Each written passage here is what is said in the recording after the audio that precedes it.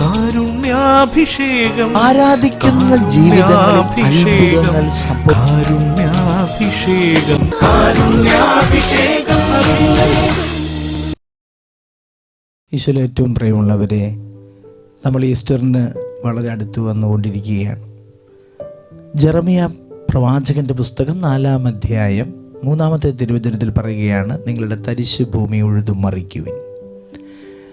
നമ്മളെത്ര ഫലം പുറപ്പെടുവിക്കുന്ന വിത്തുകളായാലും നമ്മൾ വെറുതെ നിലത്ത് ഇട്ട് കഴിഞ്ഞാൽ ചിലപ്പോൾ ആ വിത്ത് പക്ഷികൾ പറക്കി അത് തിന്നുകൊണ്ടുപോകാം, അല്ലെങ്കിൽ അത് വെയിലേറ്റ് അത് വാടി, അല്ലെങ്കിൽ അതിന് വേര് ഉണ്ടാകാൻ പറ്റാത്ത ഒരവസ്ഥയാകാം. അപ്പോൾ നമ്മൾ എന്ത് ചെയ്യണം? നമ്മൾ ആ തരിശു ഭൂമി ഉഴുതു മറിക്കണം. മണ്ണിൻ്റെ ആ ഒരു നനവ് ഈ വിത്തിനോട് ചേർന്ന് നിൽക്കണം. അതിനൊരു സുരക്ഷിതത്വമായൊരു ആവരണമാണ്. പുറമേ ആണെങ്കിൽ അതിന് ആ സുരക്ഷിതത്വമില്ല.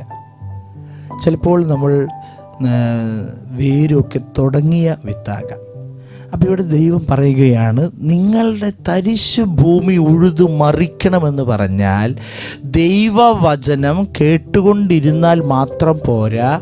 നിന്റെ ഹൃദയത്തിൽ നീ ആ വിത്ത്, വചനമാകുന്ന വിത്ത് വേരു പിടിക്കാൻ നീ നിന്റെ ഹൃദയത്തെ പാകപ്പെടുത്തണം.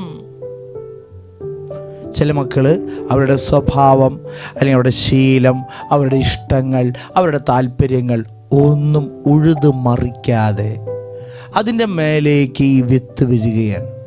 അപ്പം ഇതിൻ്റെ ഇഷ്ടങ്ങൾ നമ്മൾ മാറ്റണം, മറിക്കണം, അതിനെ മാറ്റി വയ്ക്കണം, അതിനെ ഒഴിവാക്കണം. അങ്ങനെ നമ്മുടെ ഇഷ്ടങ്ങളെ ഒഴിവാക്കുമ്പോൾ, നമ്മുടെ താല്പര്യങ്ങളെ മാറ്റി നിർത്തുമ്പോൾ നമ്മുടെ ഹൃദയത്തെ നാം ഉഴുതു മറിക്കുകയാണ്. പ്രവാചകൻ പറയുകയാണ്, തരിശു ഭൂമി ഉഴുതു മറിക്കുവിൻ, മുള്ളുകൾക്കിടയിൽ വിത്ത് വിതയ്ക്കരുത്. എന്താണ് ഈ മുള്ള്? മത്തായിയുടെ സുവിശേഷം 13-ാം അധ്യായത്തിൽ ഈശോ പറയുന്നുണ്ട്, മുള്ളെന്താണ്? ലൗകിക വ്യഗ്രത, മക്കളെക്കുറിച്ചുള്ള ആകുലത, ജീവിത പങ്കാളിയെക്കുറിച്ചുള്ള ഉത്കണ്ഠ, സമ്പത്തിനെക്കുറിച്ചുള്ള ആകുലത, അങ്ങനെ ഒരുപാട് മുള്ളുകൾ നമ്മുടെ ഉള്ളിലുണ്ട്. ഇതിനുള്ളിലേക്കാണ് ദൈവവചനം, ഇതിലേക്കാണ് നമ്മൾ ദൈവത്തിൻ്റെ പ്രാർത്ഥിക്കുവാനുള്ള കൃപയ്ക്ക് വേണ്ടി പ്രാർത്ഥിക്കുന്നത്. എനിക്ക് പ്രാർത്ഥിക്കണം, പക്ഷേ നമ്മുടെ വ്യഗ്രത മാറ്റിയിട്ടില്ല, നമ്മുടെ ഉത്കണ്ഠ മാറ്റിയിട്ടില്ല, നമ്മുടെ സാമ്പത്തികമായിട്ടുള്ള കാര്യങ്ങളോടുള്ള ആ വലിയ ആഗ്രഹം അത് മാറ്റിയിട്ടില്ല. ഇതിനെല്ലാത്തിൻ്റെ ഇടയിൽ നാം ദൈവത്തെ കൂട്ടിച്ചേർക്കുക. കർത്താവ് പറയുകയാണ്, മുള്ളുകൾക്കിടയിൽ വിത്ത് വിതയ്ക്കരുത്, തരിശു ഭൂമി ഉഴുതു മറിക്കുവിൻ. ദൈവാനുഗ്രഹം ലഭിക്കുവാൻ നമ്മുടെ ശീലങ്ങളെ, നമ്മുടെ ആഗ്രഹങ്ങളെ നമ്മൾ മാറ്റിവെക്കണം.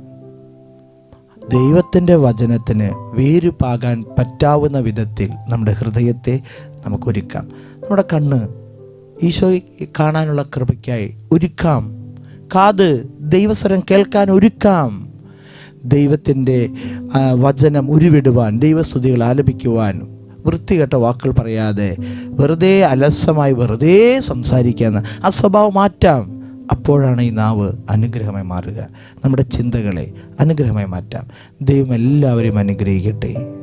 കർത്താവായ ഈശോയെ, ഞങ്ങളുടെ തരിശു ഭൂമി, ഫലമില്ലാതെ കിടക്കുന്ന ഞങ്ങളുടെ ഹൃദയം, ഒരു ഫലവുമില്ലാതെ, ഒരു സന്തോഷമില്ലാതെ, ഒരു താല്പര്യമില്ലാതെ കിടക്കുന്ന ഞങ്ങളുടെ ഹൃദയവും മനസ്സിനെല്ലാം ദൈവത്തിൻ്റെ വചനം കൊണ്ട് നിറയ്ക്കുവാൻ കർത്താവെ ഇതാ ഞങ്ങൾ ഒരുക്കുന്നു. ഞങ്ങളെ അനുഗ്രഹിക്കണമേ എന്ന് പ്രാർത്ഥിക്കുന്നു. നൽകും സ്നേഹം, കാനാവിൽ വെള്ളത്തെ വീഞ്ഞാക്കി തന്ന നിൻ സ്നേഹത്തെ ഞാനന്ന് ഓർത്തതില്ല. അന്ന് ദാഹിച്ചു കേണ നിൻ ദാഹത്തെ അകറ്റുവാൻ സ്നേഹമില്ലാത്ത ഞാൻ കയ്പു നൽകി. ഞാൻ ചെയ്ത പാപങ്ങളെല്ലാം അകറ്റാനായി കാൽവരി തരുവതിൽ യാഗമായി. സ്നേഹം, പാവന സ്നേഹം, ജീവൻ. പരിശുദ്ധ പരമദിവ്യകാരുണ്യത്തിന് നേരം ആരാധനയും സ്തുതിയും പുകഴ്ചയും ഉണ്ടായിരിക്കട്ടെ. പരിശുദ്ധ പരമദിവ്യകാരുണ്യത്തിന് നേരം ആരാധനയും സ്തുതിയും പുകഴ്ചയും ഉണ്ടായിരിക്കട്ടെ. പരിശുദ്ധ പരമദിവ്യകാരുണ്യത്തിന് നേരം ആരാധനയും സ്തുതിയും പുകഴ്ചയും ഉണ്ടായിരിക്കട്ടെ.